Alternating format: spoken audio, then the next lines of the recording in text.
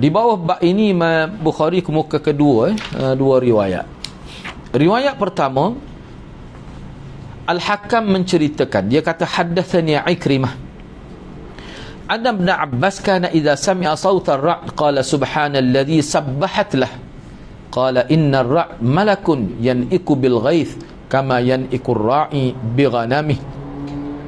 Kata Hakam, dia kata Ikrimah menceritakan kepadaku bahawa Ibn Abbas ni bila dia dengar suara guruh, dia akan kata gini, subhanalladzi sabbahat lah, maksudnya maha suci Tuhan yang mana guntur, yakni guruh ni bertasbih kepadanya. Mengikut ulama setakat tu sahih. Hak selepas daripada tu, hak tu tidak sahih. Boh tu dia ada buat. Hak tu hasan li ghairi. Setengah kata tak sebab ada seorang perawi dia boleh baca di bawah tu. Pada nota 63 tu. Baca situ boleh tahulah. Jadi setakat kena tanda lah, tanda setakat tu.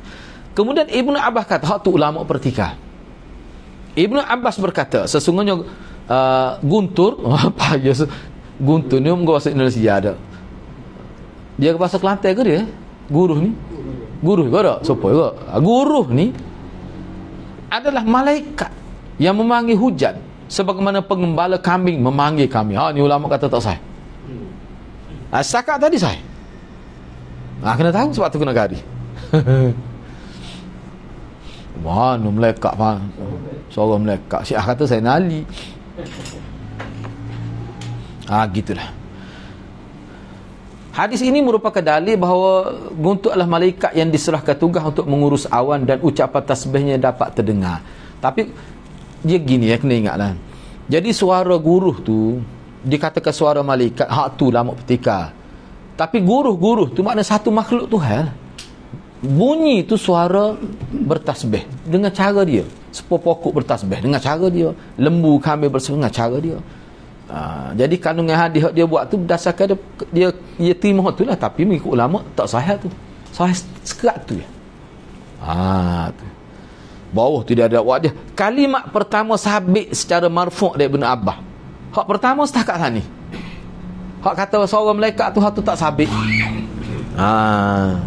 Gak bagi-bagi lagu ni kalau kita ngajak kapur kena raya supaya masyarakat ni tidak jadi berlebih-lebih.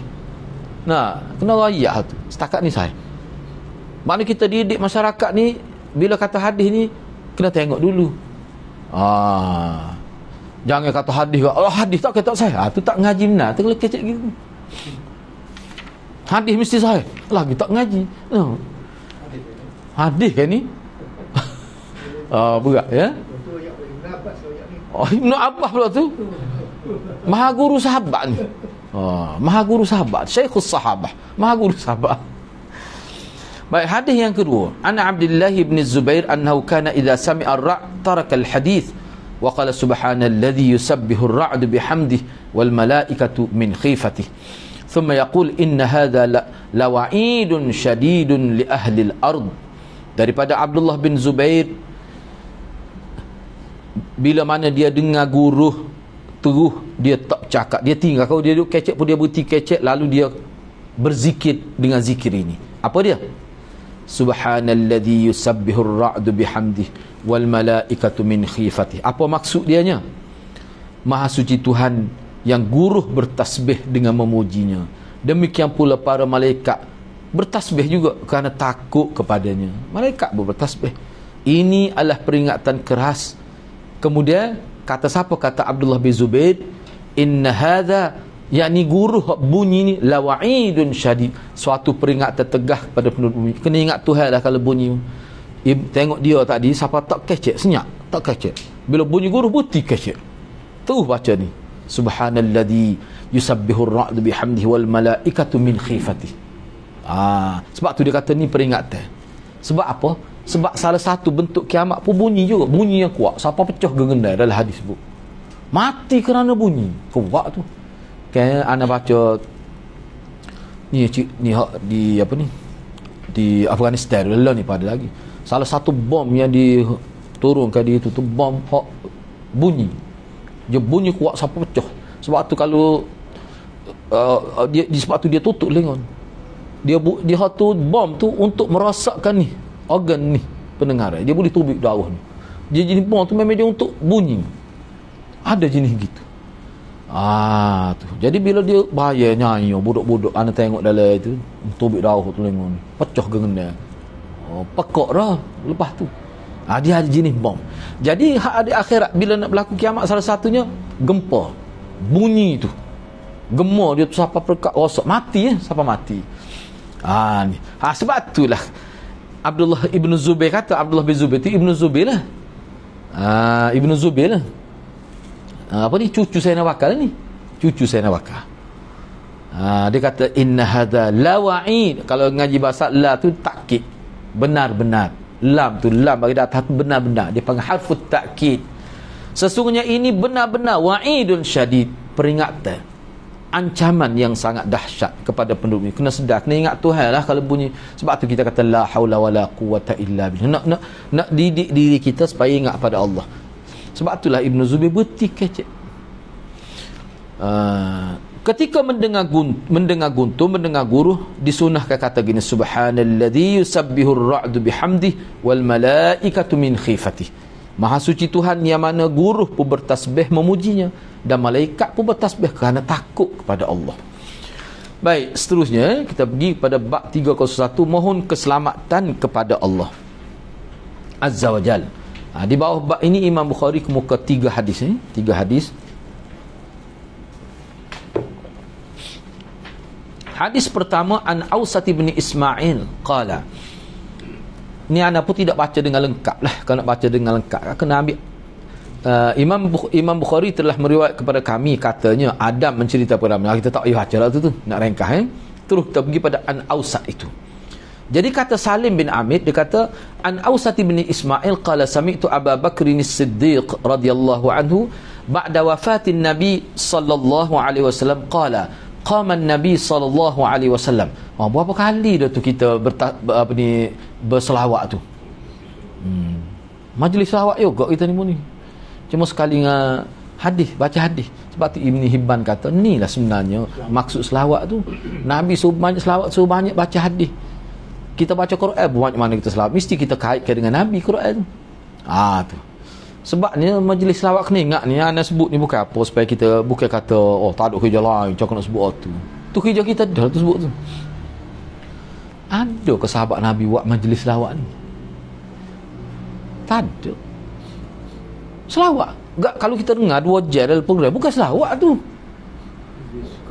qasidah, nasyid, patah ada benda-benda lain lagi, duk puji guru 2 jam. Tak nak selawat 2 jam Allahumma salli 2 jam tu nak joget lagu mana.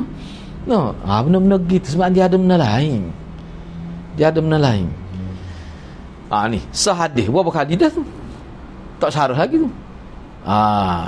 Jadi qama an-nabi sallallahu alaihi wasallam ama awwal maqami hadha thumma baka Abu Bakrin thumma qala alaikum bis-sidq fa innahu ma'al bir wa huma fil jannah wa iyyakum wal kadhib fa innahu ma'al fujur wa huma fin nar wa sallallahu al-mu'afat fa innahu lam yu'ta ba'da al-yaqin khairun min al-mu'afat wala taqata'u wala tadabaru wala tahasadu wala tabaghadu wa kunu ibadallahi ikhwana. Diriwayatkan daripada Ausat bin Ismail, ia berkata, setelah Nabi sallallahu alaihi wasallam wafat, aku mendengar Abu Bakar As-Siddiq radhiyallahu anhu berkata, ni kata saya nak bakar ni, Nabi sallallahu alaihi wasallam berdiri pada tahun pertama aku ditinggal di tempatku ini. Mana tempat dia duduk tu lah, makam tu tempat dia duduk tu. Kemudian Abu Bakar pun menangis. Dia teringat kepada Nabi tu, Lalu dia kata, hendaklah kamu bersikap benar, yakni jujur dalam semua perkara, kerana sesungguhnya kejujuran, yakni sikap benar, dia ada bersama kebaikan, kebajikan, dan kedua-dua, yakni jujur dan kebaikan itu, dia akan membawa seorang masuk syurga. Tu anda terjemah mafhum mudah. Jujur dan benar, kebaikan, kebajikan, jujur dengan kebaikan ni, dia akan membawa seorang masuk syurga. Itu mafhum dia untuk mudah faham. Kemudian jauhilah dusta. Kerana dusta itu dia, kalau Tok Guru Mufti besar dia kata, dusta-dusta ni adik-beradik semua sport dengan pelawak. Oh, berat Tok Guru kita dia begitu. Oh, nampak molek. Sebab mai bersama. Dusta ni adik-beradik, seibu sebapak dengan durhaka kepada Allah. Tu. Naknya dusta ni dia durhaka kepada Allah. Sekali dah tu. Dan kedua-duanya akan membawa ke neraka. Tak mungkin seseorang yang tidak bertaubat, yang sentiasa berdusta, yang mana dusta-dusta tu bersama dengan durhaka, tak mungkin boleh masuk syurga kalau tak bertaubat. Berterusan dalam keadaan begitu. Dan mohonlah kepada Allah keselamatan, kerana tidak ada yang diberikan oleh Allah kepada hamba-Nya setelah keyakinan dalam beragama yang lebih baik daripada selamat. Kita mengucap la ilaha dengan yakin, lepas tu kita minta selamat kita. Selamat daripada terjebak dengan ajaran salah. Selamat daripada terjebak dengan orang panggil ajaran sesat. Tu minta tu. Baru selamat dunia akhirat. Kemudian antara kita minta gitu pun, antara benda yang kita kena buat juga, jangan memutuskan silaturrahim. Ana sebut dah beberapa kali dah sebenarnya. Memutuskan silaturrahim ni apa maksud? Dia telefon kita tak jawab. Dia panggil kita pergi makan dia kita tak pergi. Apakah itu maksud memutuskan silaturrahim? Tidak maksud begitu. Memutuskan silaturrahim dalam syarah kitab ni, Sailul Murajjah, 5 jilid.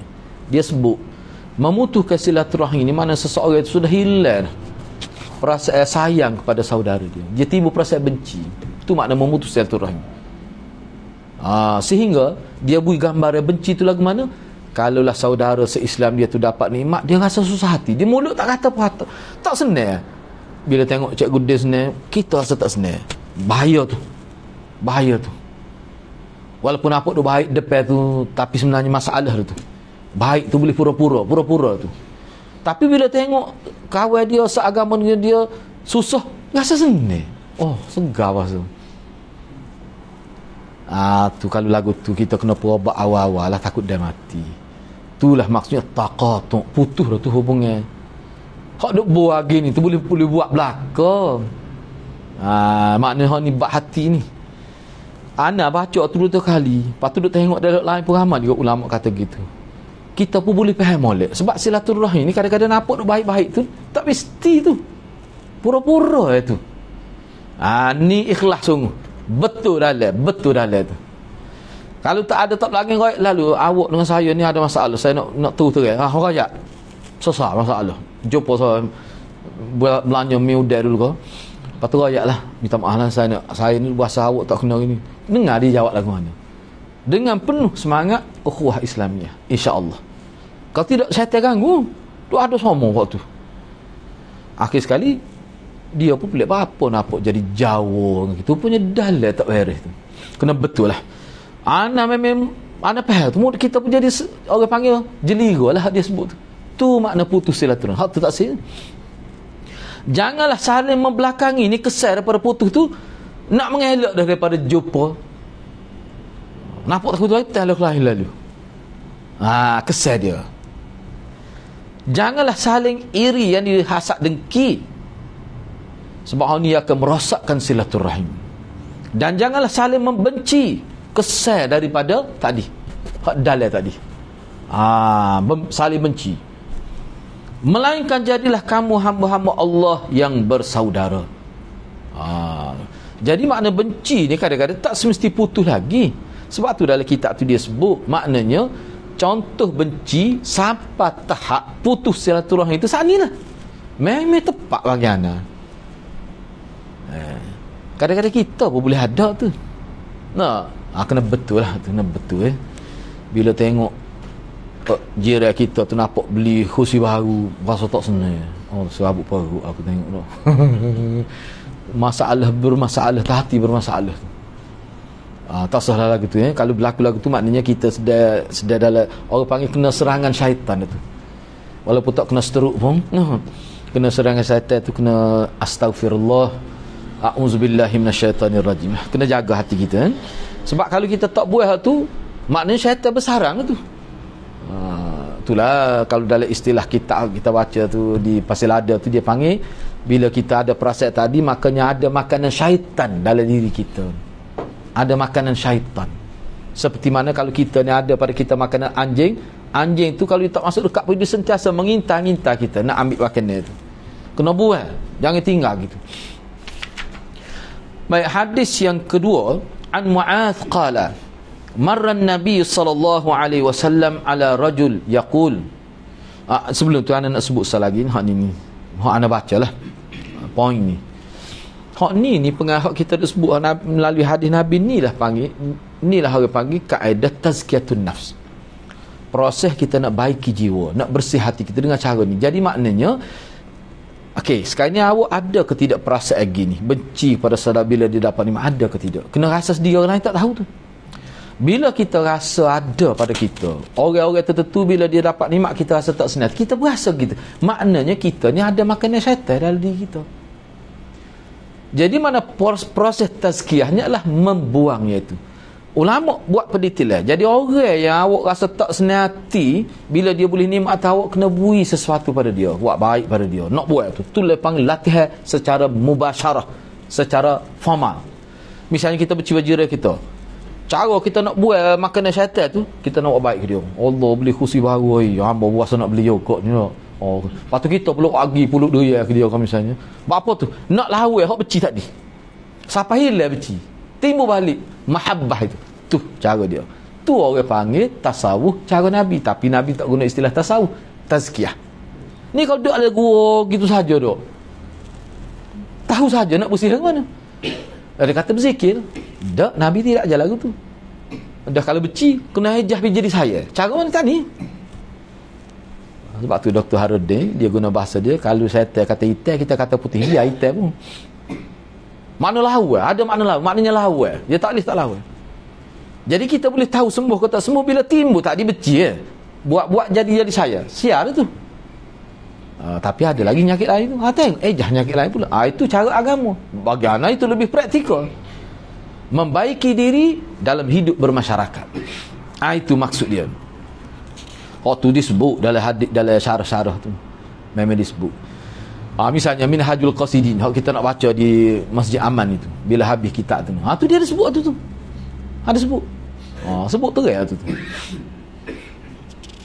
Dah kalau dah kita dah nyakit tadi, kena baiki hak tu lah. Jangan masuk dalam gua. Tu nak baiki gua. Baiki hati ni.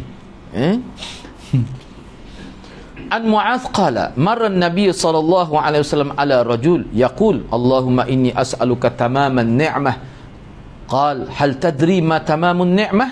Qala tamamun ni'mah dukhulul jannah wal fawzu minan nar. Thumma marra ala rajulin yaqul Allahumma inni as'aluka as-sabr. Qala qad sa'alta rabbakal bala fasalhu al-afiyah. Wa marra ala rajulin yaqul ya dzal jalali wal ikram. Qala sal.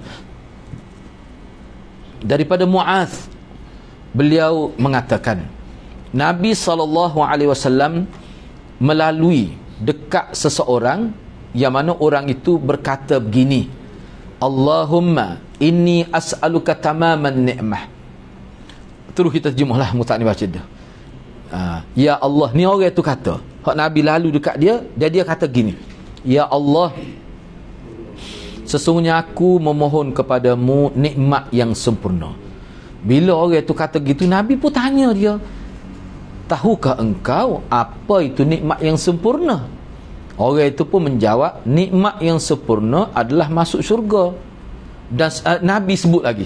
Jadi kawan ni tak boleh jawab lah kira-kiranya.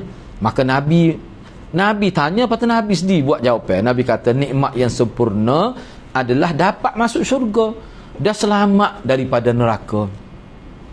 Kalau mengikut ulama, selamat daripada neraka ni dia panggil takkid. Bila sebut masuk syurga tu makna selamat daripada neraka dah. Tapi apa sebut selamat daripada neraka pula? Dia panggil takkid. Bola, sebuah bola. Orang tak tanya bola ke dia. Bola rugby orang faham tu bahasa tu. Nak ayat bola. Masa sebuah cokor dia tu. Takkid masa tu tak payah ayat cokor lah. Tu takkid dia panggil. Bahasa Arab begitu ya. Boleh masuk surga, selamat daripada neraka. Tak apa, dia selamat daripada neraka tu. Tapi takkid. Dia panggil takkid. Takkid ni apa fungsi dia? Mendalam lagi makna tu. Lalu selepas daripada itu, maksudnya Nabi lalu pula dekat seorang laki-laki yang mengucapkan begini. Maksud dia, ya Allah, sesungguhnya aku memohon kesabaran kepadamu, yakni darimu lah. Aku minta kesabaran daripadamu, biar membui pada aku. Lalu Nabi kata kepada orang itu, engkau telah meminta bala kepada Tuhanmu. Buat dia memohon kesabaran. Allahumma inni as'aluka sabr. Nabi kata, qad sa'alta rabbakal bala fasalhu al-afiyah. Itu mu minta bala tu. Faham tak maksudnya? Maknanya bila minta sabar ni, maknanya kena mari bala dulu, baru ada sabar. Dah sabar ke dia kalau bala tak ada? Orang tak ada sabar kalau bala tak ada. Maknanya bila mu minta sabar, misalnya kita, ya Allah, aku mohon supaya aku boleh hadapi duka cita. Maknanya kena duka cita dulu. Sebab tu Nabi kata, mu minta bala tu. Nabi kata sepatutnya mintalah gini, ya Allah, aku mohon keselamatan, kesihatan kepadamu. Tak usah minta sabar. Apa ada maksud dia? Nabi ajar cara minta. Sebab tu dalam hadis Nabi ajar minta supaya kita boleh hadapi bala bencana, biar kita tenang menghadapi bala. Bukan jadi Nabi tak minta sabar sini. Apa? Bila minta sabar, maknanya kita minta sebelum bala siapa tu, biar ada dah sifat tu. Maknanya minta bala tu. Tak usah minta gitu. Hak moleknya salil afiyah. Minta sejahtera, minta sihat, minta keselamatan. Ya dzal jalali wal ikram. Nabi pun kata, dia pun apa ni? Lalu beliau dekat seorang lelaki lain yang kata begini, ya dzal jalali wal ikram. Apa maksud? Wahai Tuhan yang memiliki al-jalal, kebesaran, wal ikram, dan kemuliaan. Nabi pun kata kepada dia, mohonlah. Tak apa tu. Tu boleh, mohonlah, mintalah. Tu betul tu. Bila minta sesuatu akhir tu kita kata, ya dzal jalali wal ikram. Misalnya kita minta kepada dia, ya Allah, berilah saya dapat jiran yang baik, berilah pada saya masyarakat yang baik. Kita akhir ya dzal jalali. Tu tak apa, sal boleh. Tu gapo dia maksud hadis? Cuba tengok nombor 1 ya. Sebab dia ni banyak dia sebut sini, dia punya kesimpulan hadis ni sebenarnya kira poin utama dah tu. Perhati molek. Cuba tengok nombor 1. Daripada hadis ni kesimpulan, terselamat ataupun bebas daripada neraka serta masuk ke dalam syurga merupakan nikmat yang paling sempurna dari sisi Allah Subhanahu Wa Taala. Keberuntungan dan keselesaan hidup terbesar bagi orang Islam, masuk syurga tu. Sebab syurga-syurga ni kalau dalam bahasa Nabi, dalam hadis lain, dia panggil kemuncak nikmat, ataupun dalam istilah dia panggil, selagi dunia ni panggil nikmat bayangan, ataupun bayang nikmat, bukan hakikat. Sedap dah bayar ni pun, tapi hak asal dia ni, Tuhan punya bayar tu syurga ni. Tu. Pokok kita ni kena baca kitab tu, syurga dan neraka tu. Wana memang sedap sungguh baca kitab tu. Habis apa tu Abang Mai ada kitab tu dah, Al Jannatu wan Nar. Hak tu dalam bahasa Arab tapi ada bahasa Melayu, dalam Shopee ada. Habis setahun lebih juga baca nak minggu. Tentang syurga dan neraka. Mula-mula dia baca syurga, lepas tu neraka pula. Kita boleh buat perbanding ya. Sebab ni kitab ditulis oleh Profesor Dr. Umar Sulaiman Ashqar. Dalam tu hadis dengan Al-Quran dengan hadis. Lepas tu pandangan ulama dia mari bagus kitab tu ya. Titik air mulut lah baca. Masa surga tu lah. Masa neraka tu lain pula. Yang kedua, anjuran agar seseorang memperhatikan doa, mana memberi perhatian kepada doa, meminta keselamatan, kerana hal itu lebih luas dan setiap orang tidak mampu bersabar dalam menghadapi cubaan. Sebab tu jangan minta sabar, minta supaya Tuhan selamat selalu, minta biar Tuhan sihat selalu, selamat daripada bala bencana, minta itu selalu. Takut sabar ni tak mampu kita nak sabar bila mari tu. Belum tentu lagi mampu. Baik minta selamat lalu, baik minta Tuhan jangan uji kita lalu. Sebab tu dalam hadis Kalau Tuhan uji pun biarlah ujian yang kita mampu hadapi kalau Tuhan uji. Tapi kita mohonnya assalamah wal afiyah, sejahtera, dan orang panggil afiyah ni lebih pada sihat tubuh badan, kekuatan tubuh badan, kekuatan minda, itu afiyah. Ini kita dapat ambil idea cara berdoa. Baik, yang ketiga di bawah tajuk ni, Anil Abbas bin Abdul Muttalib, ni bapa saudara Nabi yang alim, dan hak ni pak saudara dia kira-kiranya yang paling lama lah berjual bersama Nabi. Dah hak lain mati awal.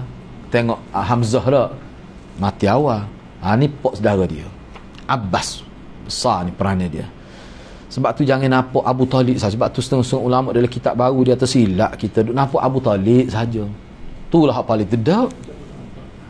Hamzah, Abah ni hebat lagi, tanpa kita merendahkan Abu Talib itu. Sebab orang ni masih Islam. Hamzah masih Islam, mati syahid, mati syuhada pertama. Sayyidus syuhada lah sebut, Sayyidus syuhada.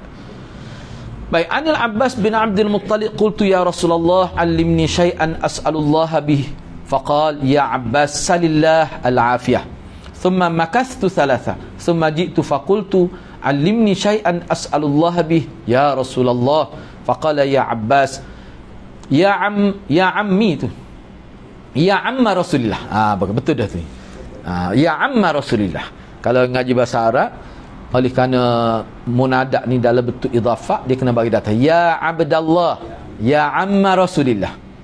Kalau ya Muhammadu, ya Muhammadu bagi depan, sebab dia bukan dalam bentuk idhafah.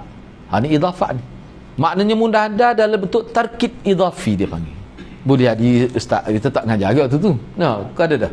Siapa dah? Bak munada selepas ya. Sini kan.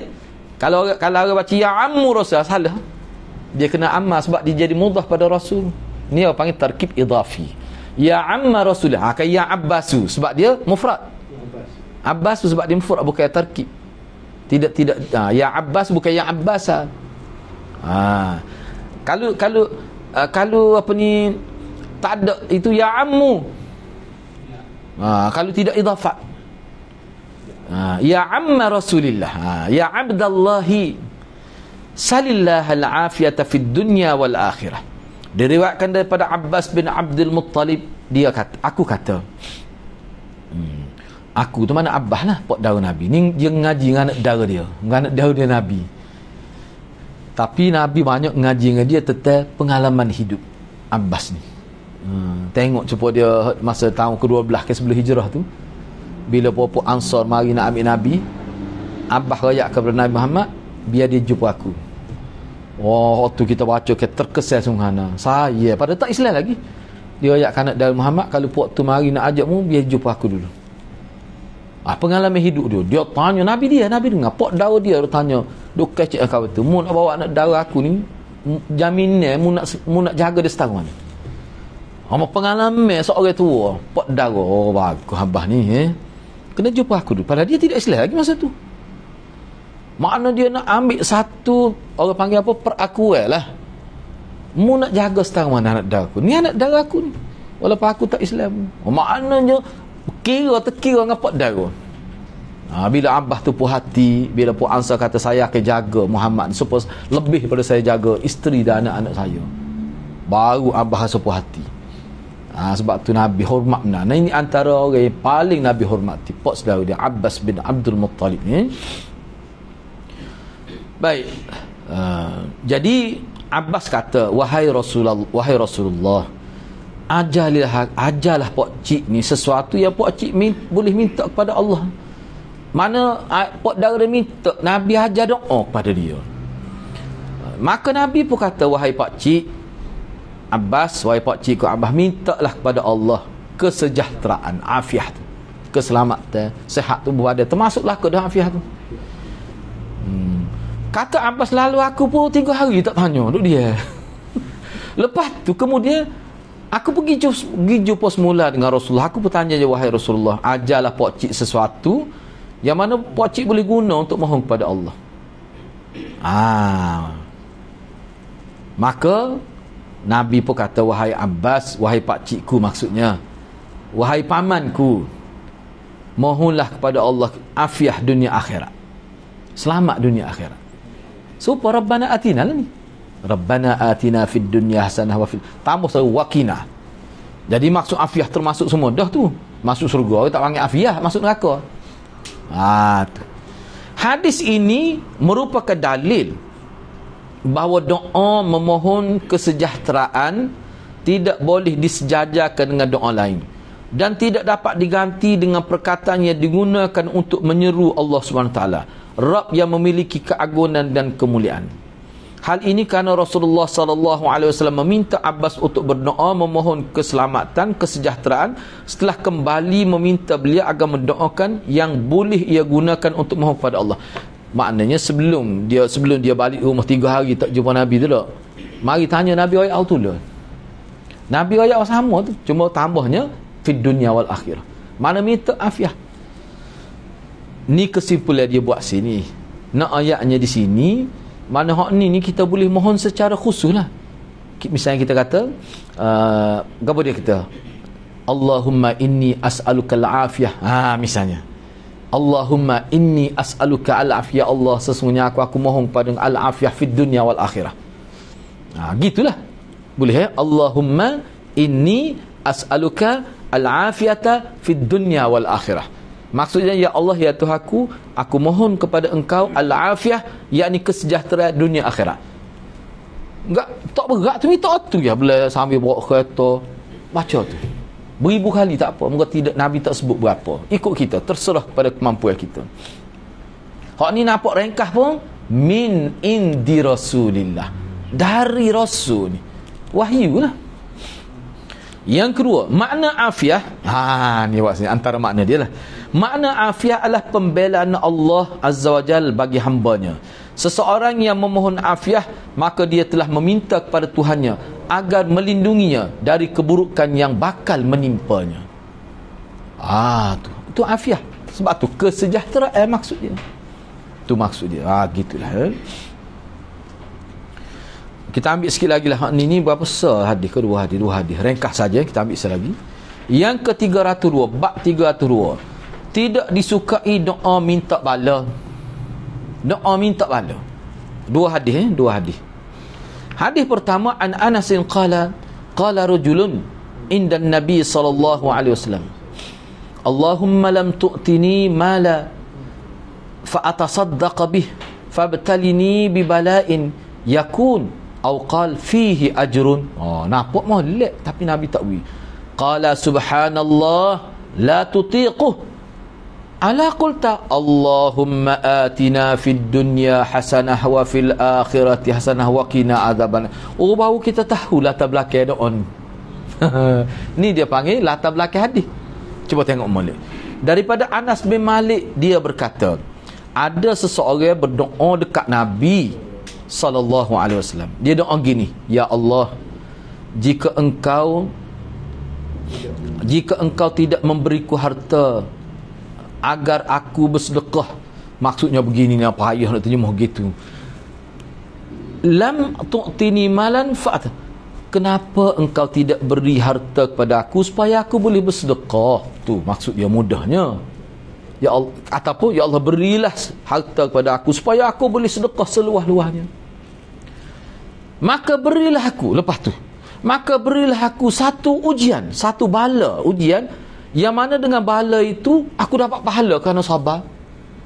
Besok nampak gede molek nampak. Ya Allah, ujilah aku nak sabar biar boleh pahala dengan sabar. Dia ingat lagu mana, tak kena tak apa, kena tak, takut belok belah kena. Depan Nabi, dekat Nabi dia doa gitu, minta pahala, lepas tu dia nak sabar lah supaya boleh pahala. Maka Nabi sallallahu alaihi wasallam kata kepada, subhanallah. Kalau bahasa Kelantan agak beratmu ni nyedok lagu tu.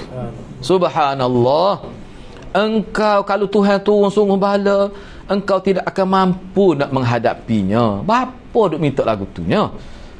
Mengapa engkau tak kata gini? Tuan terjemah bahasa kita muda. Bapa tak kata gini, ya Allah, berilah kami kebaikan dunia dan kebaikan akhirat, dan lindungilah kami daripada azab neraka.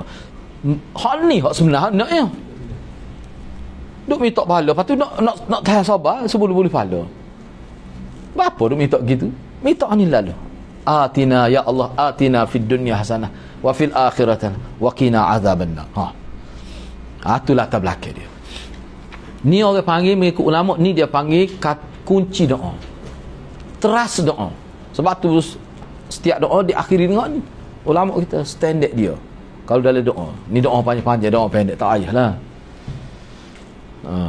Dalam hadis ini terdapat larangan seseorang berdoa memohon agar hukuman segera ditimpa kepadanya atau berangan-angan supaya Allah uji, supaya dia boleh sabar dan tidak marah di atas musibah yang menimpa dia. Sebab apa? Nabi larang tak bui. Moga tak kena lagi. Kalau kena kan, bapanya minta tadi sebenarnya suruh tidak berat gini mo. Bapa ya berat gini mo ujian ni. Takut ngeluh gitu pula.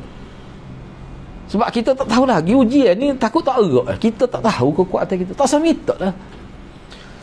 Dia kalau dalam hurai dia, bila kita minta hasanah fid dunya, makna kalau Allah uji pun boleh hadapi. Maknanya bala tu jadi hasanah. Tu maksud dia nya. Ni jangan minta sebiji bala gitu. Di dalam doa ini di dalamnya terdapat keutamaan doa. Ni dalam hadis di dalam dia maksud dalam hadis ni terdapat kelebihan doa ni.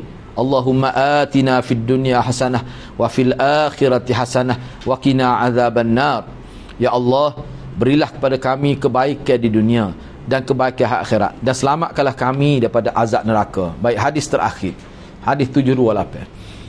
An Anasin qala dakhala qultu li Muhammad. Dia qultu li Muhammad tu dia panggil jumlah mu'taridah tu, ayat dia sebenar. An Anasin qala dakhala an-nabiyyu qultu li Humaid, tu bukan Muhammad, li Humaid. Daripada Anas dia kata telah masuk. Ni saya kata kepada Humaid. Tu dia panggil jumlah mu'taridah, jumlah celahan. Sepatutnya kita kata ginilah, daripada Anas dia telah berkata. Hak dia kata ni, dia kata kepada Humaid. Gapo dia? Dakhalan nabi. Mana nabi masuk dah kau? Tu kultu, sebab tu dia buat apa ni? Dash tu. Dia panggil jumlah mu'taridah. Jumlah mu'taridah ni gini kalau kita kecek Melayu.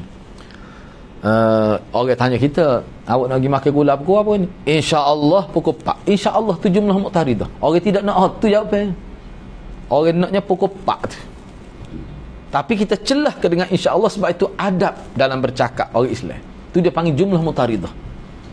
Kalau kita kata nak pergi pukul 4, tu jawapan sebenarnya. Tapi bab letak insya-Allah tu nak beradab dalam bercakap. Sebab itu sifat orang Islam. Tu dia panggil jumlah mu'taridah, celahan. Banyak kan kita kecek gitu. Tu. Jadi daripada Anas dia berkata, beliau masuk. Aku bertanya kepada Humaid, apakah Nabi SAW? Jadi dakhala nabi, an-nabiyyu tu apa marfu' tu bagi depan, sebab hak tu jadi fa'il pada dakhala. Hak dia tanya Humaid, Nabi masuk ke? Dia tanya Humaid. Sebab an-nabiyyu tu fa'il kepada dakhala. Anas sebut tu sebab takut tengok terjemah dia tu pening tu. Daripada Anas dia telah kata, dia tanya ni, dia sebut pada Humaid. Nabi masuk dah ke?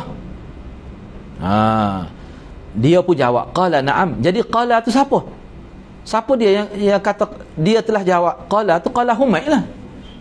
Qala tu qala Humaid. Humaid pun kata, ya, dakhala ala rajulin. Nabi telah menemui seseorang yang telah kurus kering kerana sakit, sehingga dia seperti anak burung kecilnya tubuh. Mana Nabi pergi ziarah kawan ni yang sakit ni. Bila Nabi masuk tu, ni Humaid lah cerita ni. Nabi bersabda, Nabi kata, doalah kepada Allah atau mintalah sesuatu kepada Allah. Orang itu lalu berkata, ya Allah, azab yang hendak engkau berikan kepadaku di akhirat, segerakanlah di dunia. Sakit dia ni, orang sakit tu katalah, ya Allah, azab yang engkau hendak berikan aku di akhirat tu atas dunia lagi lah. Maknanya maksud dia biar dia sabar, mati dalam keadaan tu dia boleh pahala besar. Nak suruh boleh pahala tu maksud dia nya. Bukan tak diterima takdir Tuhan. Bila dia kata gitu, mana minta azab lah ni, nak suruh boleh sabar. Okay, Nabi dalam riwayat, kalau kita baca dalam kitab Riyadhus Shalihin kan, bab sabar tu seseorang yang bersyukur, apa ni apa panggil apa, sabar menghadapi sakit sampai mati kan, Allah beri syurga kan, dalam hadis sebut. Bila dia kata gitu, Nabi kata subhanallah, sebab tak dia kot, la tastati, dia kata kalau mari azab tu mu tak boleh nak, mu tak erak nak tanggung tu, mu tak mampu nak menanggungnya. Sedap minta. Atau beliau berkata, ataupun Nabi kata syak perawi, kalau azab tu Allah kirim lebih awal kepada kamu dunia, kamu tidak akan sanggup nak menghadapinya. Mu tak tahu azab tu lagu mana, jangan diminta mudah-mudah gitu. Mengapa engkau tidak kata begini, Allahumma atina fid dunya hasanah wa fil akhirati hasanah wa qina adzabannar. Selepas tu Nabi pun doa supaya Allah sembuhkan orang tu. Sahabat dia lah juga ni. Jadi hak ni pun lebih kurang tak adil lah juga. Mana kalau dalam keadaan sakit ni, antara doa yang sunnah ketika sakit, atina fid dunya hasanah wa fil akhirat wa qina adzab. Hak nak minta sembuh tu minta lah, enggak ada dari riwayat lain. Tapi Rabbana atina fid dunya hasanah ni ketika sihat pun sesuai, ketika sakit pun sesuai. Hak ni sebab ni asbab uruk dia ni, cerita latar belakang dia sakit ni, pergi ziarah orang sakit. Lepas tu hadis lain Nabi kata tuhur insya-Allah. Mana banyak boleh tak kata. Hak tu pun boleh, hak ni pun boleh. Lepas tu kita doa tak ubah dah, sebab atina, misalnya kita pergi depan Rabbana atina fid, tina tu maksudnya kita, wa ma'ahu ghairuh. Kalau ngaji bahasa Arab dia panggil dhamir mutakallim wa ma'ahu ghairuh. Dhamir termasuk yang mengucapkan dan orang yang ada di sekitar dia. Kita doa kita dan orang sakit tu sekali. Tu molek lah tu. Gitu. Baik, cuba tengok kandungan hadis. Dalam hadis ni ada anjuran supaya kita pergi ziarah orang sakit dan doa kepada dia Rabbana atina, lepas tu akhir sekali minta supaya Allah sembuhkan penyakit. Allahu yashfih, kita kata wa tuhur insya-Allah. Gitu so lagi. Moga hadis tu ada lain pula. Tu sunnah tu. Tak usah kecap mana, mata lagi mata kelik. Jangan duduk buah situ. Dia pun serabut. Mari lama ni dah. Nah, hari ni mari pula. Nah. Tak boleh. Hadis sebelum ni pun gitu dah. Lepas tu untuk minggu hadapan kita akan bincang pula bab 303, minta berlindung daripada diuji oleh Allah. Seboleh-boleh Allah tak sahuji, takut tak urut. Minta. Ni ada dua hadis. Tu kita bincang minggu depan lah insya-Allah. Mudah-mudahan Allah berkati kita semua. Aku qauli hadza wa astaghfirullahal azim li wa lakum. Wassalamualaikum warahmatullahi wabarakatuh.